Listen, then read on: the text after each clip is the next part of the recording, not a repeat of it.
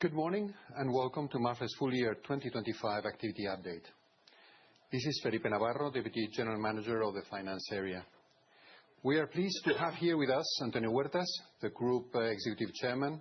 He will make a few opening remarks and will give an overview of business trends and developments. Following to that, José Luis Jiménez, the Group CFO, will give us a brief overview of the IFRS figures and will discuss the main financials under local accounting. I will walk us through the balance sheet and capital-related topics. Before we begin, just a few reminders. Interpretation services are available, both here and online, so feel free to choose the language you prefer, either English or Spanish. At the end of the presentation, we will open up the Q&A. Questions can be made in either language.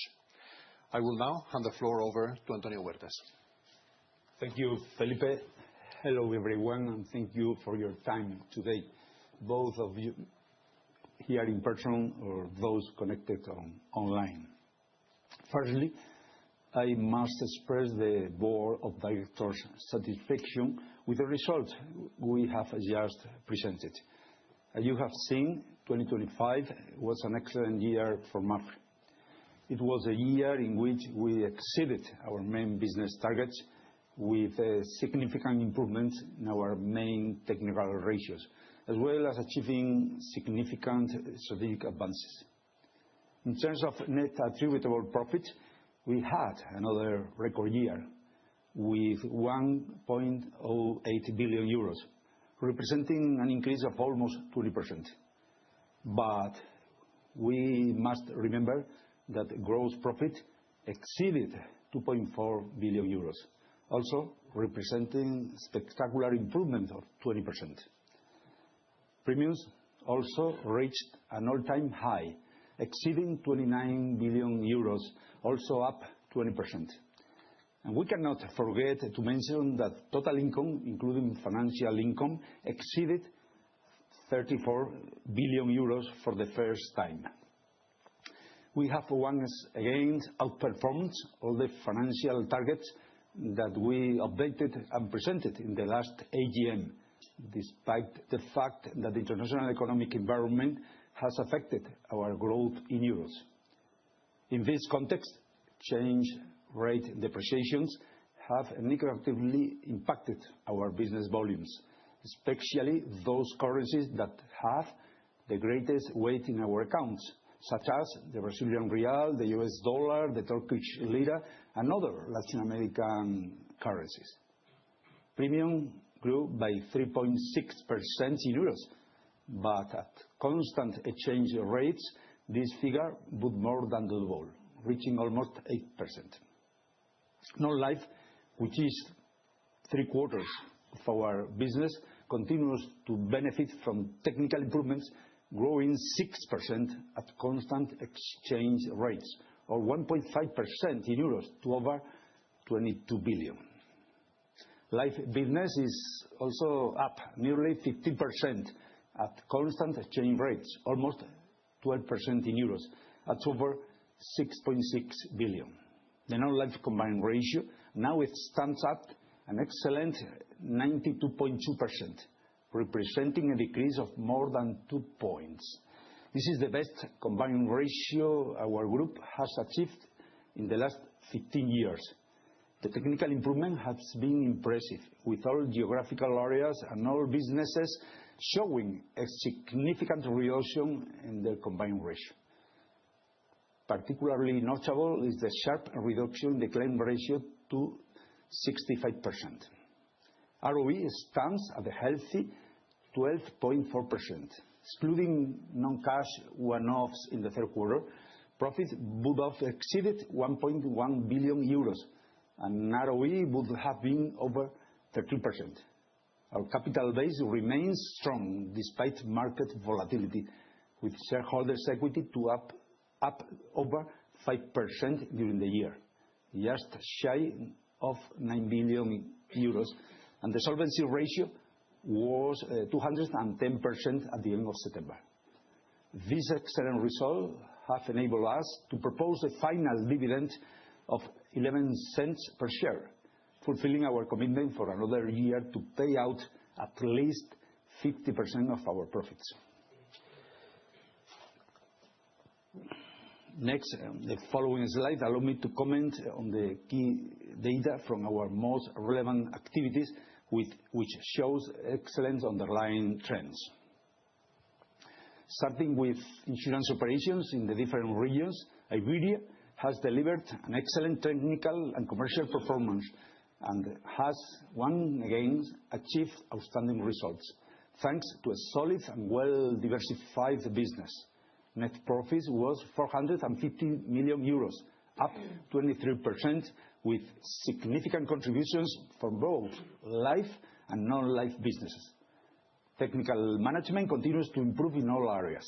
The motor business has experienced a clear change in trend, once again becoming a significant contributor to the result, with a result up over 100 million and the combined ratio that has fallen by almost 7 points to 98.5%. General non-life and accident and health businesses are also solid, with both combined ratios around 94%. Latam also showed solid underlying results, with a net profit of 365 million euros. The combined ratio stands at 84.6%, with most countries well below 100%. Brazil remains a key driver of profitability, supported by high financial income and solid technical margins. Net profit reached a record level of around 270 million euros, an increase of 5%. North America also posted record results of nearly 140 million euros, up 42%. The operational improvements implemented in recent years have paid off, and combined ratios in the US are now the best ever. Finally, Mapfre recorded a profit of 381 million euros, up 17%, with a combined ratio of 91.2%, indicating that both reinsurance and global risks has performed excellently with historic results. It's true that it's not have been a particularly intense year in terms of major catastrophes, but the frequency of weather events is not decreasing globally, and the increase of secondary perils in the industry is significant. In our case, our technical rigor in underwriting and risk selection, our diversified business model, and appropriate retrocession program have helped us to achieve these magnificent results. In addition, reserves remain close to the upper end of our confidence interval. We are extremely satisfied with this year's historic results, and the board of directors has proposed a final dividend of 11 cents, representing an 15.8% increase, to be approved at the AGM on March 13th. This is the highest dividend paid ever, and the 5th consecutive increase in 3 years, bringing the total dividend against 2025 to 18 cents, up 12.5%. Total dividends reached 454 million, with a payout of 51.4%. The average dividend yield for 2025 was 4.6%.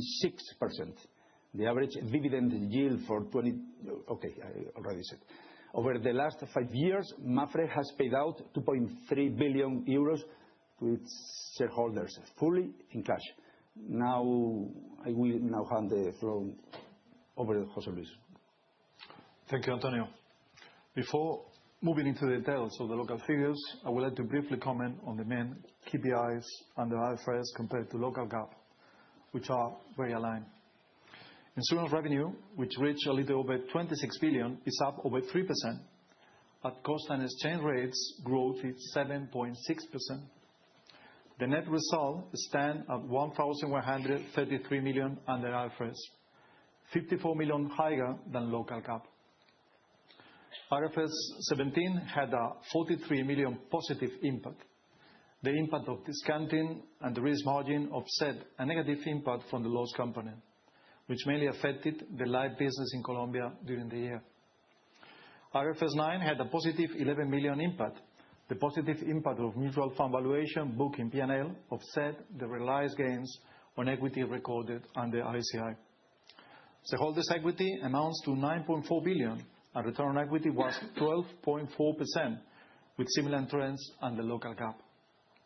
The gross CCM was 2.6 billion euros, up almost 4%, and was 1.6 billion after taxes and minorities, mainly from the contribution of new business.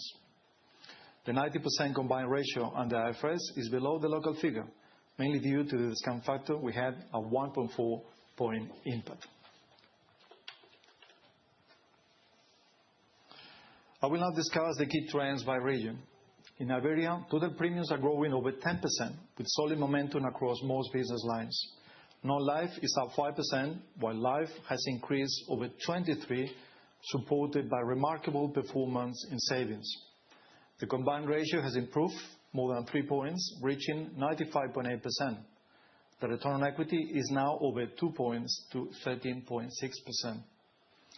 Profitability in LATAM has been excellent, with a return on equity of nearly 16%, despite some one-off and currency depreciations. Brazil reached a record high result, posting a return on equity of close to 28%, with improved technical ratios and strong investment returns. The non-life combined ratio remains outstanding at 72%. In euros, premiums are down 10%, with almost 7-point drag from exchange rates. The decline reflects a slowdown in lending-linked products due to higher interest rates. In the rest of LATAM, premiums are over 5% in euros, with a strong local currency growth in key markets like Mexico, Colombia, and Peru. The combined ratio has improved in most countries, standing at 98.8% for the region. The net result was 97 million, with 2 relevant negative impact. 37 million in Mexico from the change to VAT treatment for insurance companies, and 57 million in Colombia due to the 23 minimum wage increase, mainly affecting annuities reference to inflation. Overall, trends across the region are still strong, and we are confident that the region will continue to prove resilient, as we have been successfully operating in these markets for years. In North America, premiums are down over 4% in euros due to the US dollar depreciation. In a record profit year, the combined ratio is down to 95.4%, improving 3 points. In EMEA, losses in Germany and Italy are down. The region is reporting its third consecutive quarter of positive numbers with a 16 million profit, compared to 30 million in losses last year, with an 8-point reduction in the combined ratio. Regarding Mapfre, in terms of growth, premiums are in line with last year. The non-group reinsurance business around 40% at constant exchange rates. In terms of profitability, it has been a good year after a very quiet hurricane season. There was a partial release of reserve in the fourth quarter. Some of this prudence was applied to claims on a case-by-case basis. The combined ratio includes around 2.5 points of total additional reserve prudence at year-end. There has also been a one-off tax impact for around 45 million in the fourth quarter due to a prudent approach related to doubling position in some Latin American countries. Maudi continues to contribute positively with a net result of nearly 6 million. Finally, I would like to comment that the net hyperinflation adjustment are down from 60 million last year to 31 million, mainly from the case of Argentina. General P&C lines continue to benefit from disciplined technical management, solid market presence, and diversification. Premiums are down, affected by the Brazilian real and the US dollar. The combined ratio remained excellent at 80%. In Iberia, premiums are up 7%, with a strong performance in key segments, with commercial lines growing 10%. The combined ratio stands at 94%, thanks to diversification, a prudent underwriting approach, and comprehensive reinsurance protection. In Brazil, Premiums declined 8.5% in euros, mainly due to the currency depreciation. Furthermore, agricultural issuance remained affected by high interest rates, while other retail and industrial lines are experiencing notable growth. The combined ratio was stable at 63%, supported by agro. In North America, premiums are impacted by dollar depreciation, while the combined ratio has improved more than 5 points to 79%, supported by prior-year tariff increases as well as lower weather-related claims. Regarding motor, the fourth quarter result confirms the positive trends with significant advance in profitability in most markets. The combined ratio is below 100%, with a 5-point improvement year-on-year. In Iberia, the combined ratio was 98.5%, improving 7 points. Premiums are growing 3%, with average premium up 7.5% compared to the market at 6%. In Brazil, premiums are down mainly due to the currency depreciation. The combined ratio remains stable in line with higher interest rates.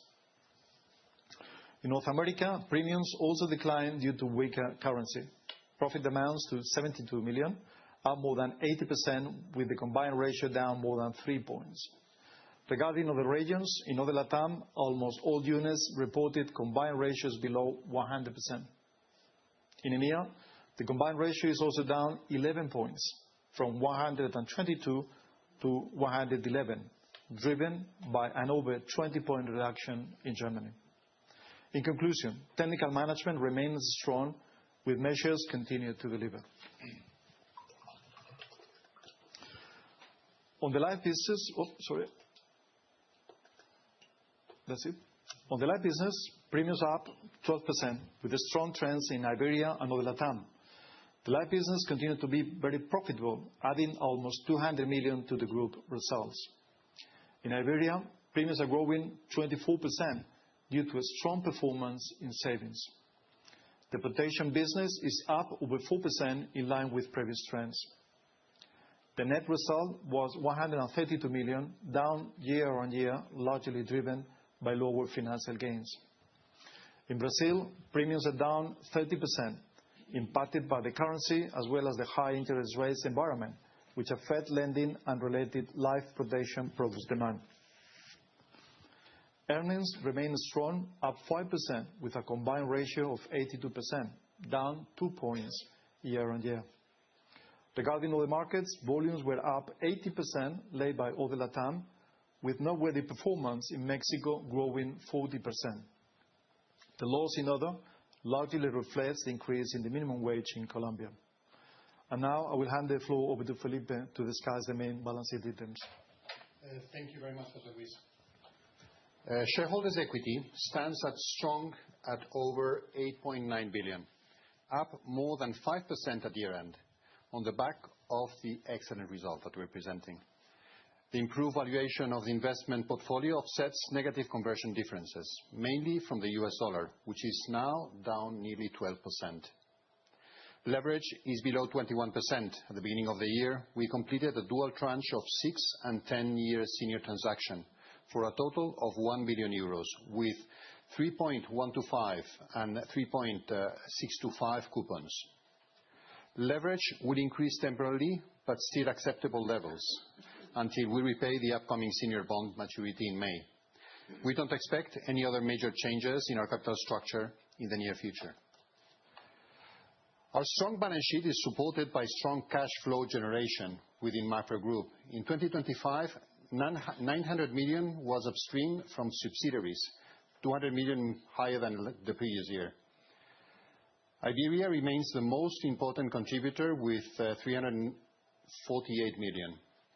LATAM contributed 300 million, including an extraordinary dividend of 80 million in Brazil, corresponding to 2026, which was upstream to avoid fiscal changes that have taken effect this year.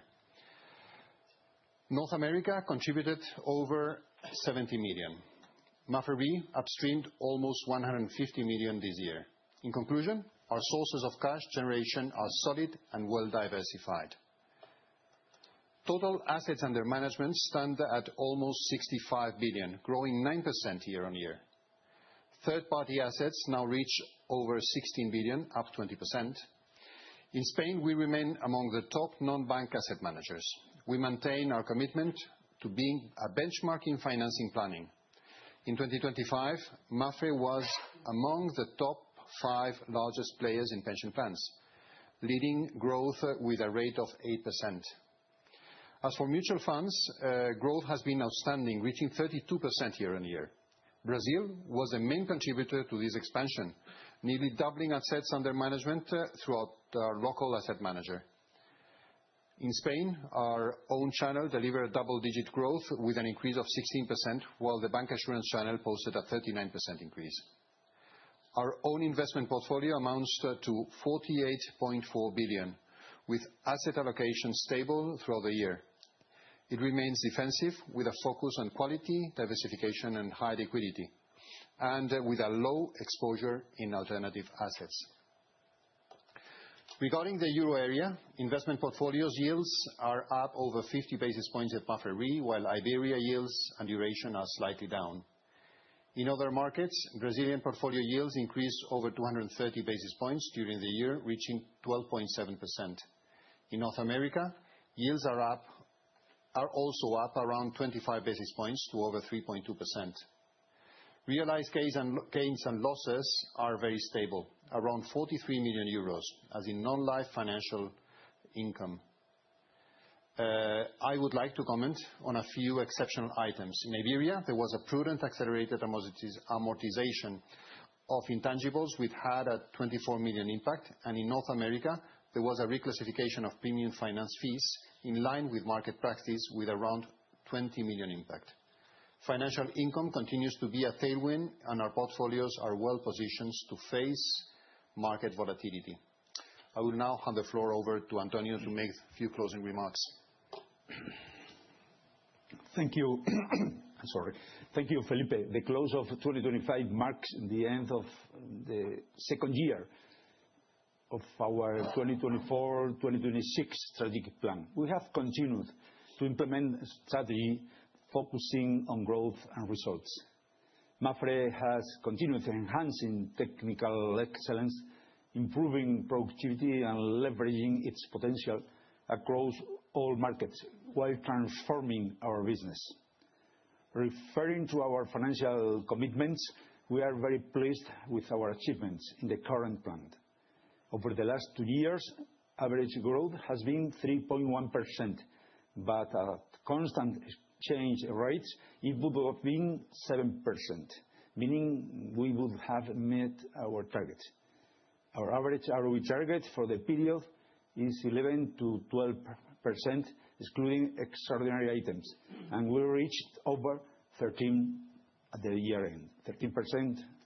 year-end.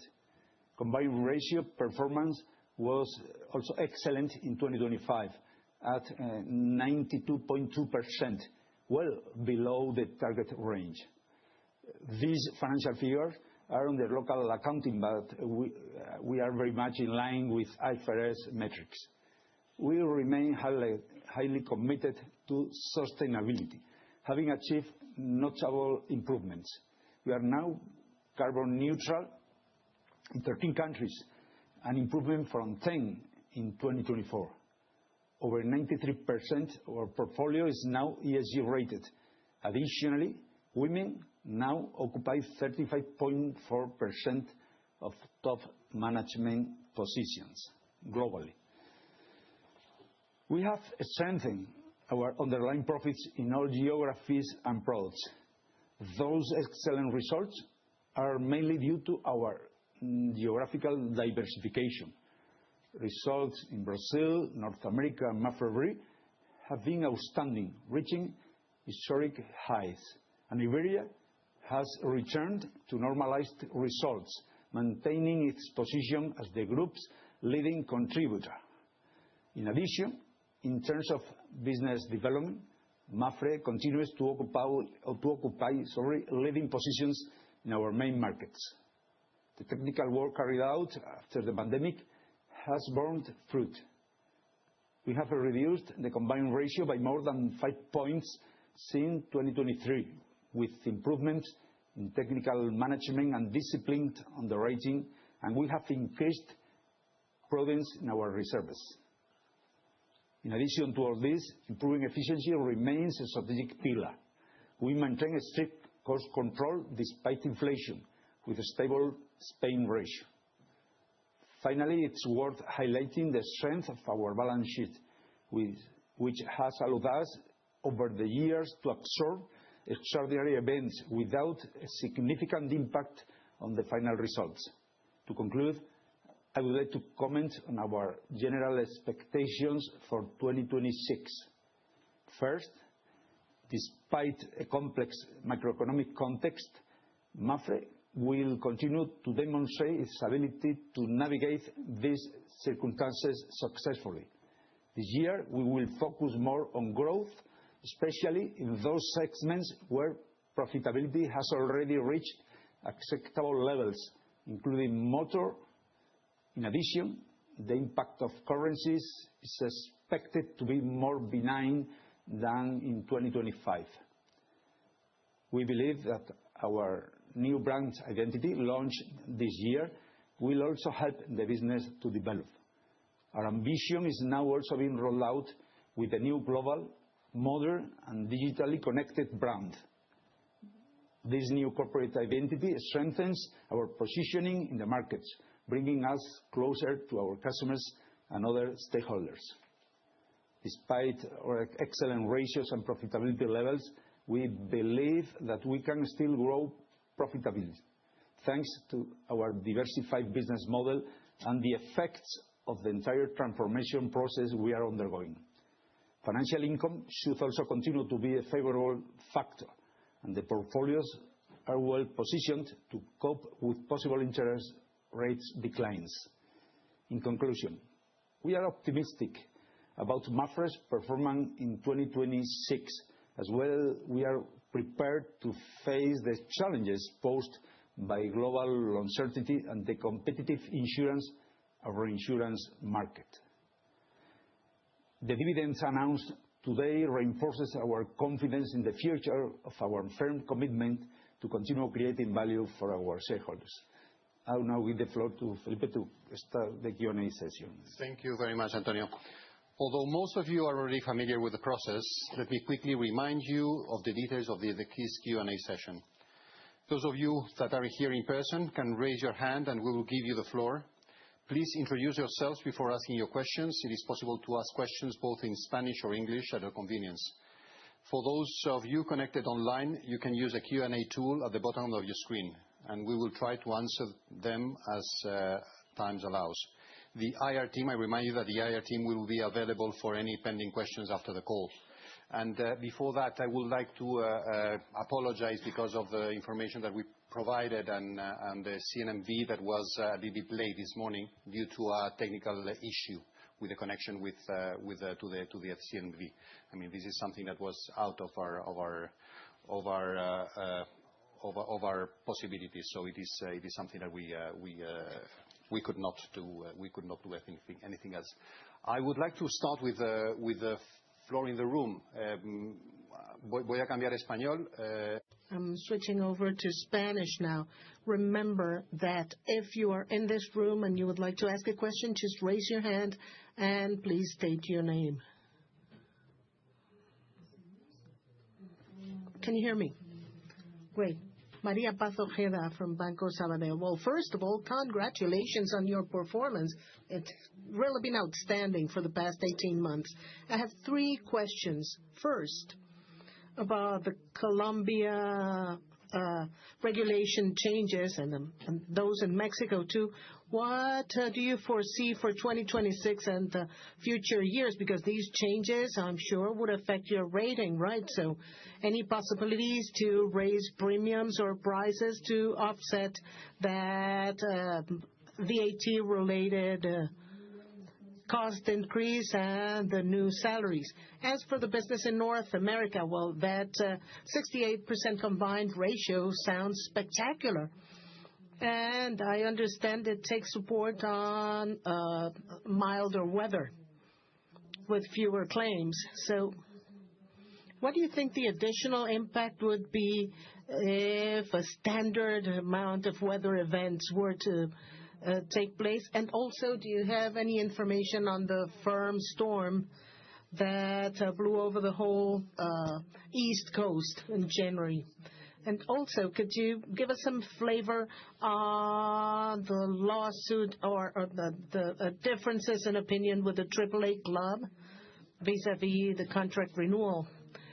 Another question. We see that most of the targets, both for combined ratio and return on equity, are being met easily, and your strategic plan ends next year. So what's your perspective on whether you can go more ambitious in your targets? Okay, Paz. We'll start dealing with one-offs in Mexico and Colombia, and then José Luis will deal with the rest of your question. Yes, certainly these one-offs are not your usual run-of-the-mill one-offs you come up with as part of our business, like extreme weather events or similar circumstances leading to potential impairments or not. These circumstances are entirely out of our management sphere. In Colombia, we had the December 29 change in the salary. In Mexico, we have a long-standing dispute with the Mexican tax administration, which demanded a legal review of VAT and insurance. And finally, the photo finish was that the industry negotiated with the Mexican government to get retroactive action to only 2025, and of course from 2026 on. Mapfre has already provisioned the total impact expected for 2025 and the expected impact for 2026. I'm sorry, but I cannot claim for fee or premium adjustments, but as soon as possible, when we start dealing with renewals after the second quarter, we will have full view of the total impact, and we will have fully transferred this to our clients. The total impact is calculated in over $1 billion for the Mexican insurance industry. And for us, it's a limited impact, but it's still part of that price transfer that we couldn't do in 2025. And as for the case in Colombia, the increase in minimum wage, 23% unexpected increase that affects only some specific products of life rent. And they're already in runoff in Colombia for Mapfre, so we don't need to do much. We already have provisions to deal with this one-off, the new rates, which are, after all, indexed to the minimum wage. But I insist, it's a runoff portfolio, so it won't have a huge impact. Well, the impact was relevant for the industry, particularly for very specific products, as I said. And then quickly, Pat, the AAA agency. We knew that in late 2026, our 20-year agreement with AAA would come to an end.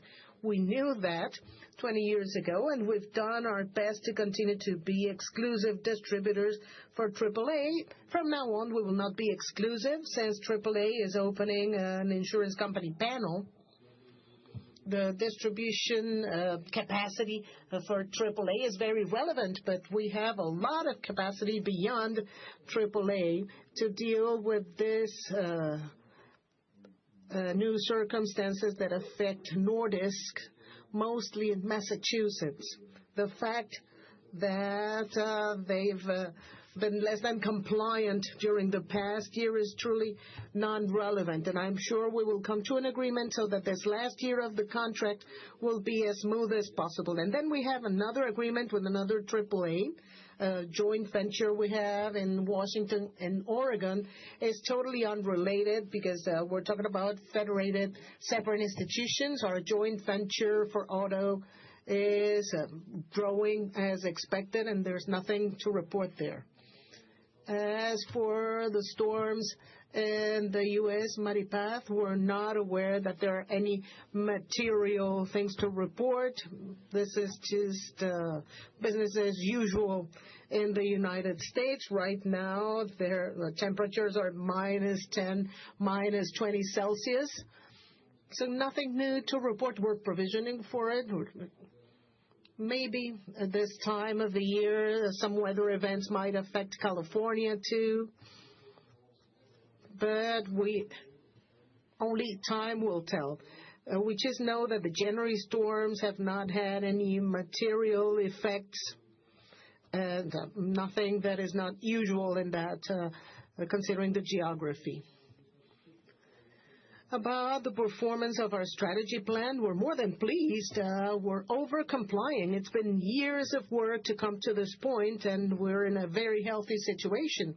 However, it's too soon to tell. We would have to wait until the AGM to see if the new targets are, as you say, more demanding. I will go over one of the questions that came in online about AI. Apparently, news has broken about an intermediary who was coming to an agreement with ChatGPT and changes in the distribution considering AI. Do we consider that this agreement between Tuyo and ChatGPT might become a credible disruption in the insurance distribution market? That's part of the question. And what we see as the general impact of AI on our business. So in sum, how could AI affect the business, and what consequences could it have on the general insurance business? Yes, maybe a few thoughts on the matter. Certainly, we've been following the news with great interest. It does not come as a surprise because the benefits of AI for the present and the near future of all businesses are very clear. We just need to continue to integrate AI into our distribution initiatives. But that's valid not only for the insurance business. I guess many of us have been using AI to prepare a holiday. For the present and the near future of all businesses are very clear. We just need to continue to integrate AI into our distribution initiatives. But that's valid not only for the insurance business. I guess many of us have been using AI to prepare a holiday or to compare pricing and other products. So AI is likely to change our lives, most likely for the better, just for simplification purposes. I mean, price comparative tables were already out there before AI. And new technology has enabled to compare prices for a long time. Obviously, AI can make things better and quicker. But dealing with distribution, well, Mapfre is a multi-channel group that works and will continue to work with all sorts of distributors. We're connected to many insurtechs that have tested different models. And, well, they don't go directly into insurance because our installed capacities are beyond their means. But anything enabling financial and insurance inclusion, particularly in markets not served by traditional mediation, are welcome. A large part of the world population, even European and Spanish population, don't have access to simple products just because they don't understand products that seem so simple that it might look like they don't deserve too much explanation. Products like life risk, insuring fundamental tools, for instance. Mapfre has been using AI for some time now. 2 years ago, we were the first company to generate our own manifesto to communicate our intention to work on AI and make that connection transparent. We contemplate people-focused AI with the same values and principles we have stood for in our face-to-face relationship with clients to make sure that our clients will always have a consultant, a mediator, a professional expert to walk them side by side and generate trust in the product. So long live technology, and we welcome any company that can give greater access to citizens to generate better financial and insurance inclusion.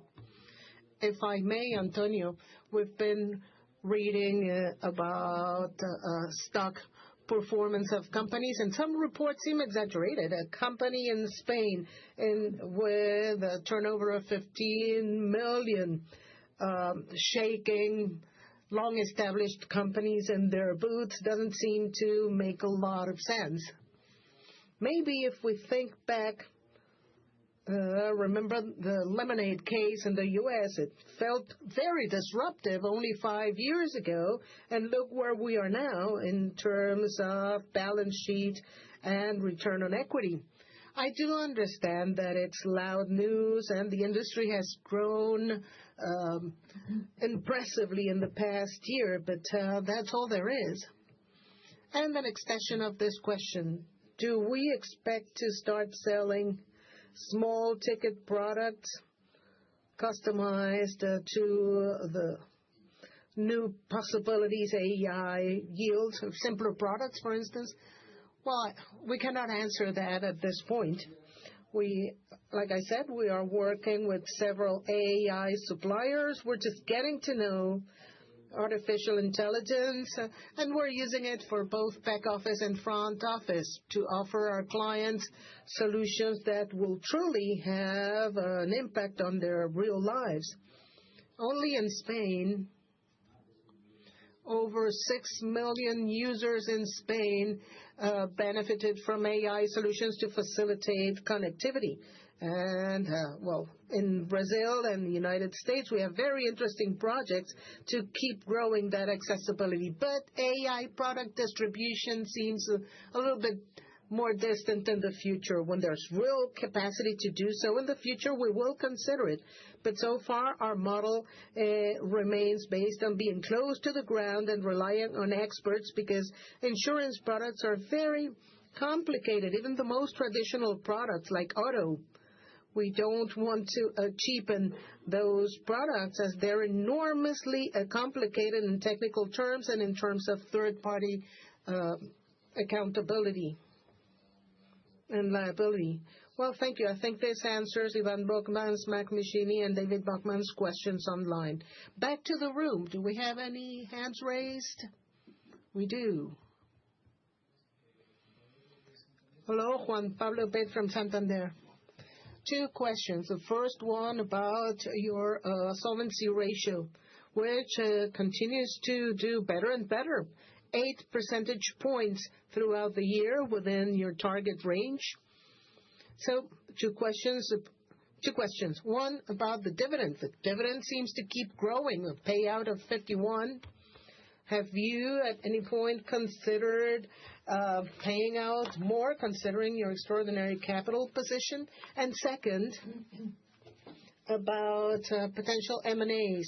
We've seen some news in Portugal, a company that might potentially go public, a bank that went dual track. They tried to go public and then finally got sold. If there were that possibility for that dual track, would you be at all interested? And could you update, or are you willing to update your position on M&A? And then about reinsurance, you come from a particularly good quarter, particularly in non-life. So have you released any provisions? PBT was particularly solid. And then on tax, the tax line was a little bit high this quarter. I understand there are one-offs and catch-ups. Can you shed some light on that? Well, yes, about our solvency ratio. we're pretty pleased. We're within the range of 175 to 225 established by the board. We're approaching the top of the bracket, and we're still feeling comfortable. About the dividend, well, today we announced a dividend of 18 euro cents, the highest paid by this company so far. And that stands for 12.5% above last year's number, and it's a fifth dividend raise in the past 5 years. The message the board has always conveyed is that if the business does better, so will the dividend. And I believe we have maintained our promise. So the outlook is positive, and I believe that for this year, well, this year is looking good. Certainly last year we had some headwinds on the side of currencies, and these one-offs we've been mentioning in Colombia and Mexico, which should not be recurrent. No reason to do so. And in the case of Colombia, this was certainly a one-off. There's always been a slide scale when it comes to raising salaries, but this time, well, since there were Congress and presidential elections, there was a public policy decision made to raise the minimum salary above reasonable levels. And I can say something maybe about that company, which is now going to trade in the Brazilian stock market. Mapfre is not going to invest a minority stake in a company that's going through an IPO. It's not part of our core strategy. And then as for any M&A activity, our objectives are still the same as we've said over and over. We want more potential for distribution in Spain. We want to deploy a bit more capital in Europe. And one of our goals is definitely Germany, but we won't be opening up any more markets or companies. And in LATAM, we're always looking out for opportunities in Brazil and Mexico. And in Brazil, anything that doesn't, of course, impinge upon our agreement with Banco do Brasil. And in the U.S., if we find something that could complement a single state company, for instance, that could be complementary to our current business in the U.S. And as for the reinsurance topic, it's true that there is that tax impact of 45 million, but that is because of an interpretation on the risk of double taxation and how that could affect reinsurance. So we've provisioned those 45 million from a purely prudential perspective. As for the reserves, you're right that there has been some release of provisions in the fourth quarter because of two basic effects. First, as we said throughout the year, we had been preparing for a hurricane season, which looked like it was going to be much longer or later. But in the end, it was almost non-existent, and so it didn't affect our insured footprint, and so we've released those provisions in the standard way. And then we strengthened provisions relative to some case-by-case claims. What we do at the end of the year is check and see how our case-by-case claims have evolved, and we provision accordingly. So the releases are not that significant in terms of Mapfre Re's figures.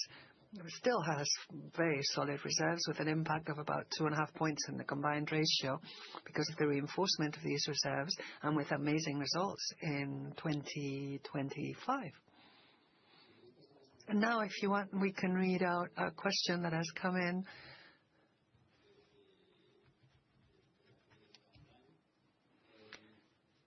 The people who are following this online, they're asking from Barclays, how do we expect to benefit from the reform of Solvency II? Well, I think, like most of the European insurance sector, the reforms, which will come into force if everything goes according to plan in June of 2027, will have a positive impact for most insurers. In our case, we are estimating initially that it could be between 3 and 5 additional points in solvency. Thank you very much, José Luis. Another small question, which I might perhaps answer myself, if I may, because it's about Malta. They're asking about the estimated impact of Storm Harry on Malta and Italy, and there probably will be some claims. Well, Malta is a country that has constantly been affected by these types of storms with winds which are practically hurricane-force winds, and the company has sufficient financial resilience to cover such claims, and it's basically claims to do with property and house insurance near the coast.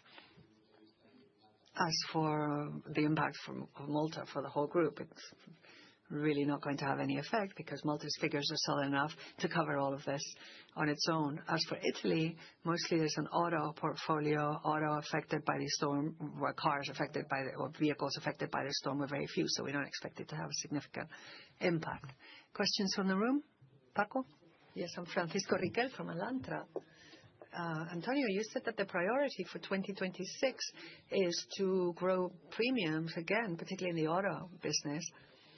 The number of policies has continued to drop in the main markets, Spain, Brazil, the US. How compatible is that with growing premiums profitably? Because in the case of Spain, your combined ratio for auto is still 98.5, which is in the high end of your range. Do you think you can grow and still continue to improve profitability, and how? And the second question about Brazil. The yield curve anticipates a fall of 500 basis points in 2 years. You've reduced the tenor of your portfolio to 1.5 years. But how sustainable is Brazil's profitability in general? Okay, Paco, let me start with the part about growth. I don't know if going back to growth is the right way to put it. It's about bolstering the growth, because we've always had growth in policies, in customers, not in every market, but definitely in premiums. It's true that we have seen less growth in euros in the consolidated accounts, but in local currency, except for Brazil, all the other markets grew even above inflation, which is no longer a major concern right now. And with our forecast, we don't expect it to be for the next 2 or 3 years. Growing the number of customers is the biggest challenge, but that is our focus always. Customer selection and risk selection processes, as well as the market pricing we do to adjust the price to the risk we're taking on, is our standard business. Auto, of course, is the business that was under more pressure the last 4 years because of impairment in that line. Also health, because of sector inflation, not the general inflation, but sector inflation was significant, and it probably is still somewhat high. We know of the pressures that are present in markets because manufacturers, OEMs, are exposed to that with the inflow of Chinese cars at much lower prices. And electric EV, which are very welcome and very necessary, also have much higher prices than their equivalent combustion engine cars. So that means that there's there's rising prices for insurance as well. But we don't contemplate seeing combined ratios in Spain or in other mature markets like the ones we had back in the day. We trust that the combination of good customer selection, combining all their policies and all their insurance needs and their Mapfre brands, make us feel that with reasonable technical profit, we can offer solutions that will make it worth their while to be in Mapfre. If they have 2 cars, for instance, plus health insurance, plus property insurance and some life insurance product, means we can be very good at pricing. The techniques we have to predict future claim rates for those customers also means that we can be very competitive and therefore see higher growth rates for auto in a very competitive market like Spain's or Brazil's or the US. But in general, we're satisfied. We made some tough decisions with some fleet business and some group business to improve that combined ratio, which will nevertheless continue to improve based on our forecasts, based on our pricing calculations, will continue to improve slightly. In the rest of the world, with a high interest rate environment, you can have combined ratios around 100 or even a bit higher without any problem. But we are quite optimistic with regards to the growth of that segment, and we maintain our guidance in the strategic plan. Although we are, of course, saying that that's for constant euros. But we do expect some tailwinds this next year with currency exchange, and that both the dollar and the real and the Mexican peso might begin to recover, and that could also help drive our growth in current euros. And as for Brazil, you were asking what's going to happen with the yield curve. It's already discounting lower rates, probably around 2-3 points for the next month. And I would start by focusing on Brazil's excellent performance last year, even though it wasn't easy because of the currency depreciation effect. But remember that at some point, even the U.S. administration levied 50% tariff on Brazil imports when it's a net exporting, a commodity exporting economy to the U.S. and other markets. But I think that very negative context last year has, I think, turned around quite quickly. I would say that probably Latin America in general and Brazil especially could be some of the economies that will benefit the most during this year. And so I think is what we're seeing in the forecasts and reports of most of the major investment banks. Lower interest rates in Brazil would be a very positive outcome for us. Of course, maybe our investment portfolio, instead of having a gross yield of 15, might see that come down a couple of points. But the important thing is the growth of a business, particularly protection insurance, which is linked to credit. It's very difficult to sell credit when rates. Imagine if Euribor was 15% here. Very few people would ask for loans. But as rates come down gradually, I think that will definitely drive sales. It's what we're seeing already. Our relationship with our partner, the Banco do Brasil, is excellent. Our business with them is also growing very well. And we're seeing a recovery in commodity prices as well. So I think overall, this year for Brazil should be an excellent year. And I think we've answered all the questions, right? Except Francisco, maybe if you want to add anything. No, thank you very much. I'm going to group some questions that have come in about the business in Spain. JB Capital, Max is asking about the impact of the storms we've had this first quarter in Spain. Also asking about the target for the combined ratio in Iberia, now that it's already improved, and whether we will achieve that combined ratio group target with the auto business in Iberia, and what kind of average premium hike are we implementing, and what do we expect from our policy portfolio? Do we expect it to grow or not? Okay, the storms are, of course, extremely unfortunate because they're happening one after another in some parts of the country. But luckily in Spain, we do have one of the best systems for managing storm damage anywhere in the world, since we have full coverage for everyone through the insurance compensation consortium when damage is caused by wind or flooding. And we've received about 40,000 claims in the last weeks to do with these storms, and the number will continue to grow since there have been new storms coming in non-stop, although perhaps not as extreme, and they are unfortunately causing a lot of disruption in people's lives, and particularly in rural areas.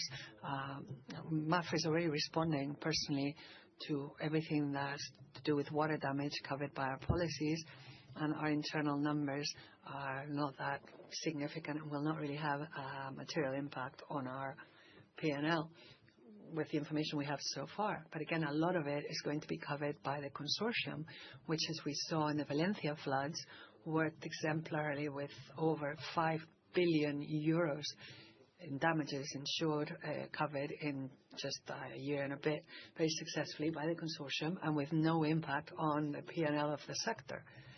These were contributions that we had made to the consortium over the years and which were then paid out to cover those claims. And with the flood, we've not had to raise premiums to our clients because there was enough funds in that consortium pool to cover everything. And the same will happen now.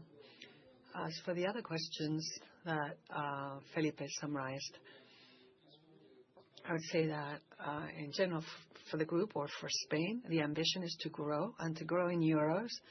And last year at the group level, we had this Forex effect, but often in the currency markets, there's always a sort of regression to the mean, as we're seeing in this year so far. And in Spain, the life and the non-life segments are going to grow, but not at any price. Of course, as we said in the strategic plan, we seek profitable growth.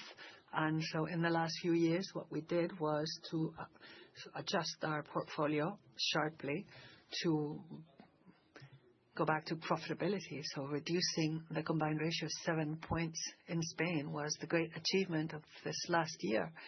And so our ambition to grow will focus on both the digital channels, but also the offices. And we have different levers we can use to have a positive result this year.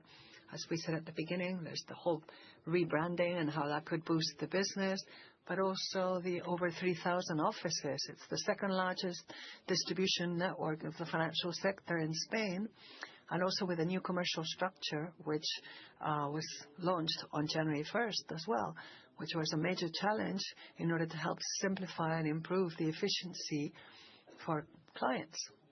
And you were asking also about the life savings business. Yes, the strong growth, the over 3 billion euros in premiums we've seen in Spain, will it continue? Well, we're doing everything we can to become a major actor in financial planning, and our ambition is still to grow. And to do that, apart from this network, we have over 10,000 professionals ready to advise and sell financial products, both insurers and the asset management side. And in 2026, we feel fairly optimistic. It's true that most of our competitors, which are banks, are not really competing very aggressively in this segment.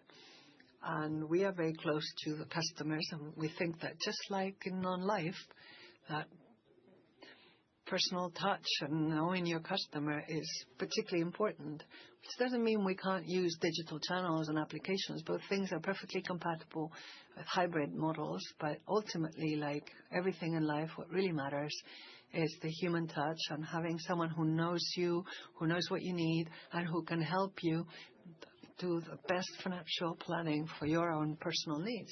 So we are ambitious with growth in that area, and in 2026 we expect to exceed the targets of 2025.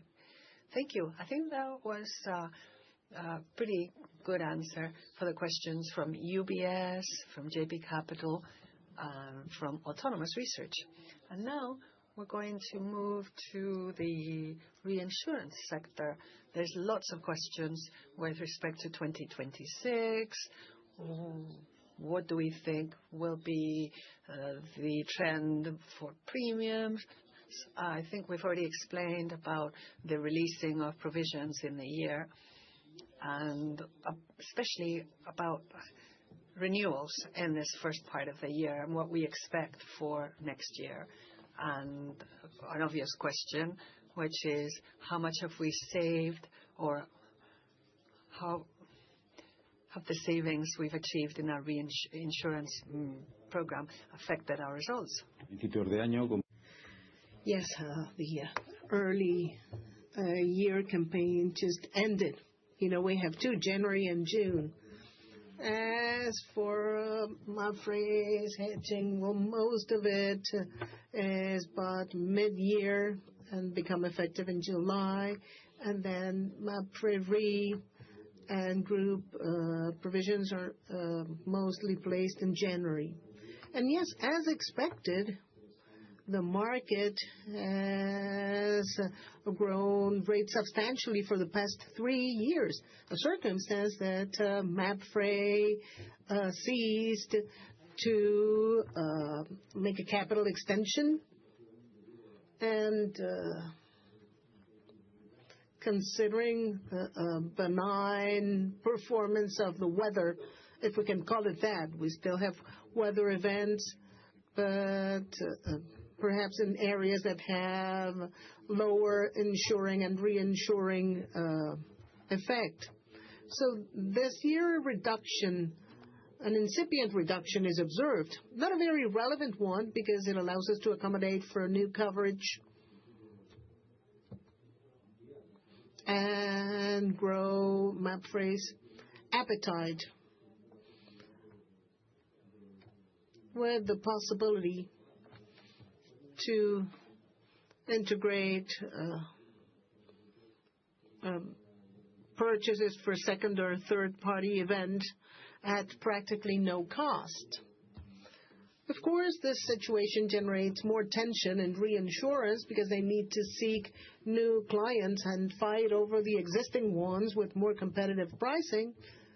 And that will entail small reductions in performance and, of course, make or generate more competitiveness amongst our reinsurance businesses. But we have a solid footprint in different markets, and we have enough commercial products that have greater possibilities for reinsurance. As a matter of fact, we have nearly automatic coverage programs facilitated by Mapfre Red to enhance business insurance, and it actually boosts our growth.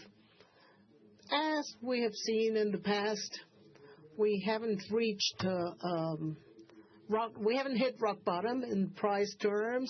If large events take place next year, we will go back to previous numbers. And if we have to carry that out to clients or final consumers, we will do so with more thorough, complicated products. And, of course, we will work harder on our relationship with clients. But we do not see any threats on the horizon for the immediate performance of Mapfre Red and Global Rep, which may be more exposed to price reductions in certain businesses. We still have plenty of room to grow in terms of market share in several areas.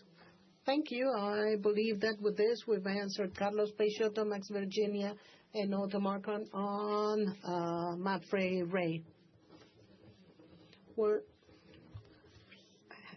Mapfre Re. We also have questions about Colombia.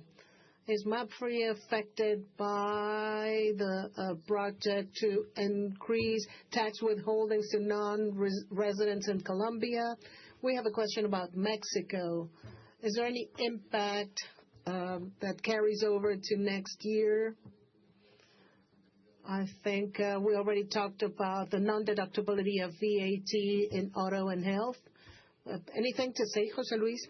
Just a reminder, in Mexico, the impact was 37 million euros. What we did was take the impact recorded in 2025 and the last quarter last year to a possible impact on 2026, to move ahead of the impact, if you will. We are aware that the legislation in Colombia is subject to an appeal in the Constitutional Court, and we still don't know whether this will have an impact in the case of Colombia or in our business in Colombia. Any further questions? I can't see any raised hands in the room. There seem to be none. We do have a question online, and it's a frequent question coming from Max, JB Capital. about the expected combined ratio in Brazil in 2026 and midterm. Well, the foundation is excellent, isn't it? Right, José Luis? Well, we always say that things need to get worse for a little bit, but they haven't. We could expect combined ratios to go up a little bit, but at a very positive level for us. Just a few points up will not affect us significantly. Certainly, during the past couple of years, we've had an absence of great disasters in Brazil. Our portfolio is highly diversified per region, per crop, and we're not expecting any major events. And if that trend continues, the ratio will be positive and very profitable. And about premiums, because we do see that premiums are more deeply affected by interest rates. Well, as we said during the presentation, we're talking about insurance policies indexed to loans. So a reduction in the interest rate for this kind of activity would be very positive. We cannot quantify the elasticity of this ratio. But in Brazil, we've seen years where levels remained around 2.5% with strong growth, and years where we've reached 15%, which is the real or the actual interest rate, the highest interest rate in the world, as the chair said during the presentation, 15%. As rates go down, well, we know that this would foster investment. And in the agricultural sector in Brazil, which is such a relevant one, and with that reduction of tariffs and the foreign policy applied by the United States, I think this places the industry in a very positive position. We don't know how long it will take, but it is looking good. Also, this year, presidential elections are scheduled in Brazil, and that will probably bring a new boost to the agricultural business in Brazil. A question from Big Pharma from Bank of America. Average premium and performance throughout the year and a possible re-acceleration on Q4. And does that show a change in market conditions, or is it rather a matter of product mix and seasonality affecting the fourth quarter? And in more general terms, they ask about pricing expectations for 2026. I understand the question is about Spain, right? Particularly the auto business. Well, policy prices generated on a client-by-client basis based on risk profile. We're not a single-channel company. Many of our clients are very satisfied with the service quality they're getting, and price is not a deal breaker. Probably pricing will go above inflation to cover costs, but we do not expect any significant peaks in pricing this year now that the industry has gone back to balance. But we will continue to enhance the combined ratio, as we've said a number of times.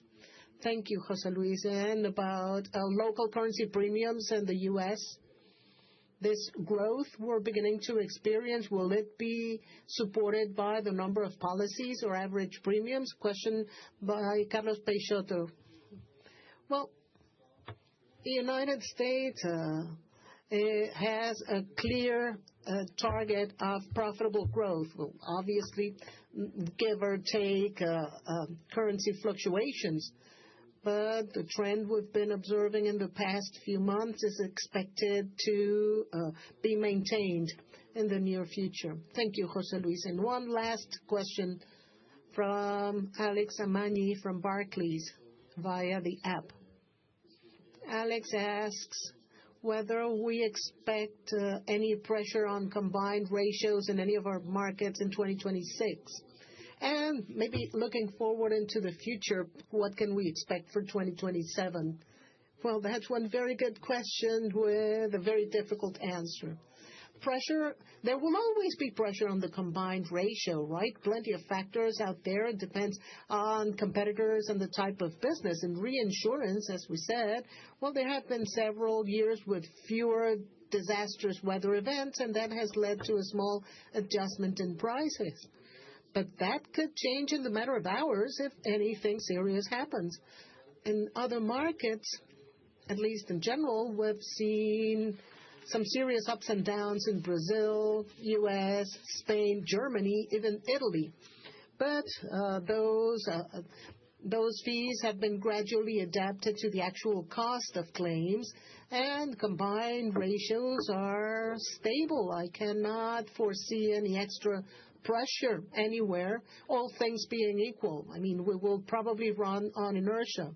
At any rate, the diversification of the Mapfre model causes general insurance and damages insurance will affect our competitors more than it will affect us. And maybe our combined ratio could go up, but we still have margin in the auto business, for instance, where we're slightly below 100%.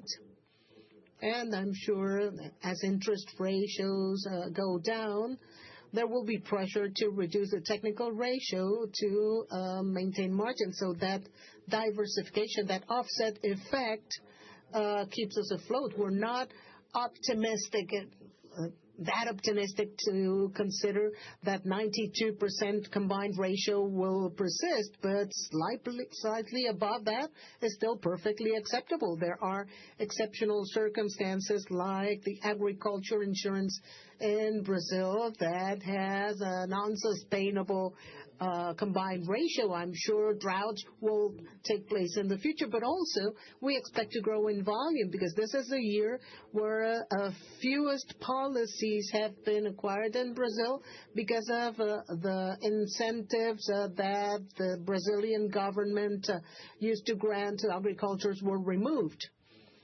These subsidies actually kept agricultures from getting insurance. I'm sure the premiums will go back up and the combined ratio will go slightly up, but all in all, the general bottom line will remain above expected. We don't have any further questions online. Would you like to make any wrap-up comments? Well, I'd just like to thank you for following this presentation. It's been an excellent year. Haven't seen the best combined ratio ever. We say of the last 15 years, but actually it's the best ever since we have records as an international group. And that, I think, shows the consistency of our model. And, of course, growth is always going to be the hardest thing to maintain, as you pointed out in your questions, but that's what we're focused on. And our outlook is to continue to grow organically, but of course we could also take advantage of some M&A opportunities if they develop. Continue with our traditional model of adding new distribution networks, banking networks to our distribution model through alliances and agreements, also add additional capabilities that could help, but always, again, open to any M&A opportunity that might develop to integrate businesses that might be complementary to ours, but always in a consistent way and making sure that it's going to add value for our shareholders medium term. We're not planning to broaden our footprint, that's clear, and the M&A priorities Felipe described are the same, but knowing we have enough financial capabilities and support from the shareholders to continue to grow in the future. But mostly the priority is to open up new distribution networks through new agreements and alliances in bank assurance or even through retail distribution like here in Spain with Carrefour, which will now distribute Mapfre products in our main market, our home market. So anyway, that's it for 2025. The AGM, March 23 or 23rd, rather, and in 2026, the prospects look really good, and we're working already to give you an update on our guidance during that general shareholders meeting, and also some indications of our new strategic plan, which will start in 2027. So anyway, I just encourage you that starting February 19th, there's going to be a new beautiful exhibition in the Mapfre Foundation next door here.